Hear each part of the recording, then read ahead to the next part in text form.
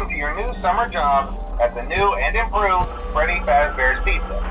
I'm here to talk you through some of the things you can expect to see during your first week here and to help you get started down this new and exciting career path. Now, I want you to forget anything you may have heard about the old location.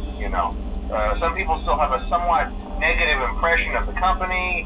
That old restaurant was kind of left to rot for quite a while, but I want to reassure you, Fazbear Entertainment is committed to family fun and above all, safety. They've spent a small fortune on these new animatronics. Facial recognition, advanced mobility, they even let them walk around during the day. Isn't that neat? But most importantly, they're all tied into some kind of criminal database so they can detect a predator a mile away. Heck, we should be paying them to guard you. Now that being said, no new system is without its kinks. You're only the second guard to work at that location. The first guy finished his week but complained about conditions. We switched him over to the day shift. So, hey, lucky you, right? Mainly he expressed concern that certain characters seemed to move around at night and even attempted to get into his office. Now, from what we know, that should be impossible. That restaurant should be the safest place on Earth. So while our engineers don't really have an explanation for this, the working theory is that the robots were never given a proper night mode.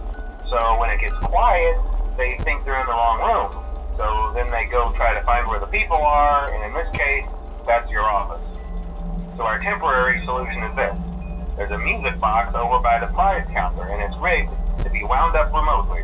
So just every once in a while, switch over to the prize counter video feed and wind it up for a few seconds. It doesn't seem to affect all of the animatronics, but it does affect one of them. And as for the rest of them, we have an even easier solution. You see, there may be a minor glitch in the system, something about robots seeing you as an endoskeleton without a costume on and wanting to stuff you into a suit.